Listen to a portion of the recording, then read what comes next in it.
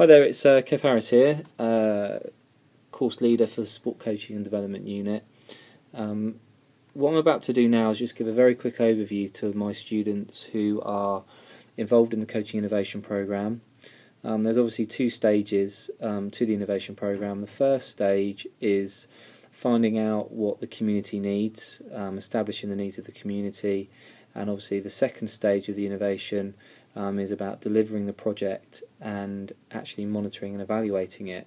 So quite clearly, in terms of ethics, ethics is quite a pertinent feature because at stage one in the second year the students are required to go out into the community and find out what the actual needs of the community are. So that's going to involve a series of ethical procedures and research methods to uncover what those needs are, and obviously as part of the monitoring evaluation for stage 2, which is actually a separate presentation from this, which you'll find on the channel, that involves monitoring and evaluation. So this is particularly aimed for our students who are in the process of developing ethics at the moment.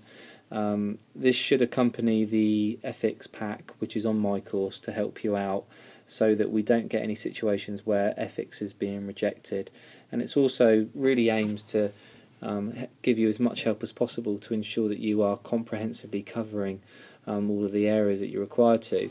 So initially, obviously, we've got this little bit of narrative here in terms of the 4 key questions. I'd request that you really have a good read of those to ensure that by the time that you've done your ethics release for your consultation and for your establishing the needs of the community, that you really have covered those key areas.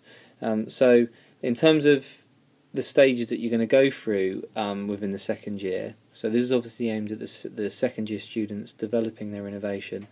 You will go onto my course, you'll obviously log on to the portal, and you will click on My Apps, and then My Apps, there will be a number of tabs. One of the tabs will be Ethics.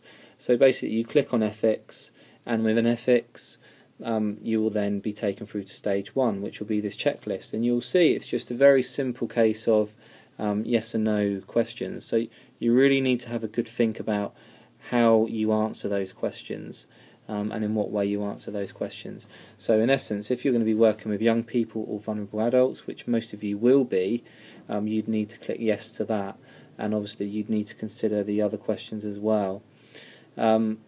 Just be careful, some of the questions would be a straight no. For example, question 1D, it's very rare that you're going to offer any financial inducement. Will the project involve any risk to the participants' health? For example, intrusive intervention, drugs, etc. Again, that's going to probably be a no, because you're not really going to be doing any physiological testing, nor are you going to be doing in relation to question 1B, implementing any control groups or the use of deception. That's not something that we encourage. However, you do really need to think about some of the other questions that are on here, particularly question 1E. Now, given the nature of what we're doing in the innovations, working with stakeholders, working with partners, people unconnected with the university as part of the steering group, for example, might be involved in helping you out with the consultation, and they may well want to make use of some of the information that comes out of the consultation. So therefore you need to be careful about how you answer that question. So basically, if you've clicked yes more than once, as you scroll down you will see underneath here that stage 2 comes up, and then you've got question 6 and you've got question 7 and so on. So that means that you have to go through more of a full ethical review, and requires you to go into a lot more detail about what it is about your project. So very, very quickly, because I don't want to spend too much time on this, question 6 would involve you giving a very brief description about what you intend to do with your innovation project. Yeah. So at the moment you're in the preliminary stages of development.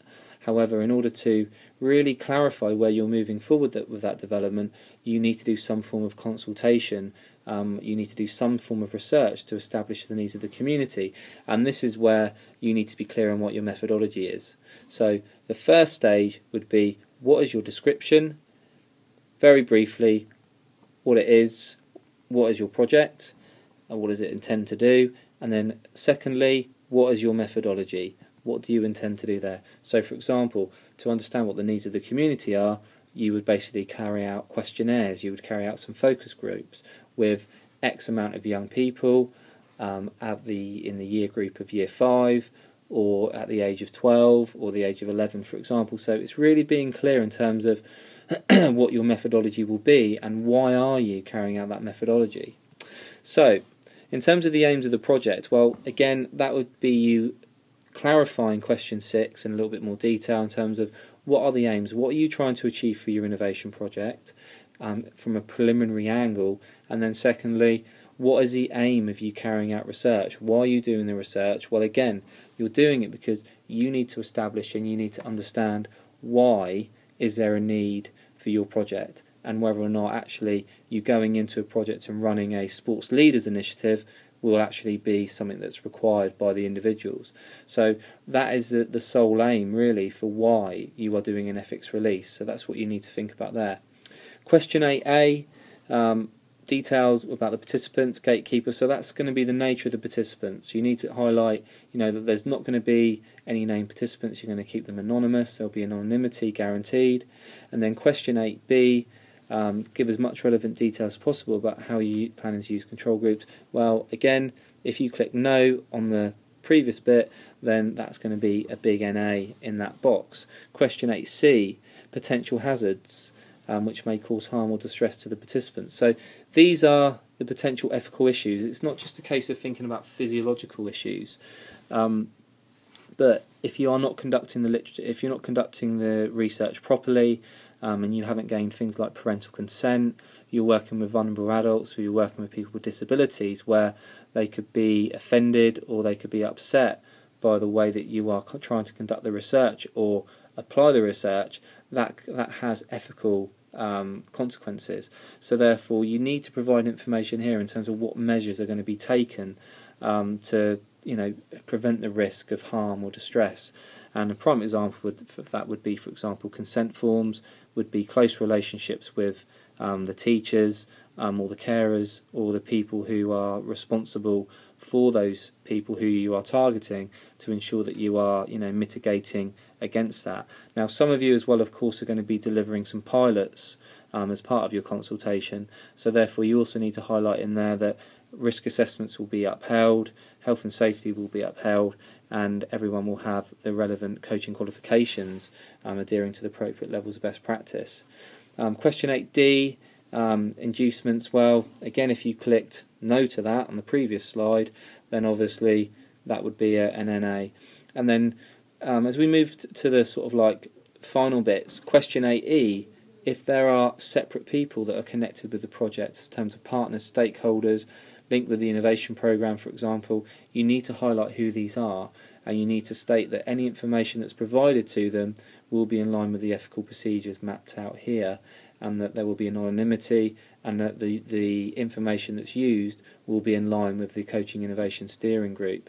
And of course, linking into the other question about how you're going to mitigate, please describe the materials, topics that will be used as part of your project. Again, that would be things such as consent forms, information briefing sheets that would be given to participants, so that they are clear on what the research is and why you are asking them if they would be interested in an innovation project as what you're proposing. And then you get to question 9, and that's an opportunity for you really to justify yourselves further. If there's anything that you feel that you haven't been able to answer sufficiently within the previous questions, that's an opportunity for you to get that in there. And what we particularly want to see in question 9 is we'd like you to list what your CRB numbers are and also what your NGB qualifications are, to demonstrate that you are adhering to the appropriate levels of best practice. So I hope you find that useful. You would then need to obviously sign, you'd need to tick those boxes, you'd need to print this form off, and before you submit it to the ethics submission box, you need to print it off, bring it to your CIP tutor, who will then authorise it, and if they're happy, they'll give you the green light, and then you can submit it properly to the university.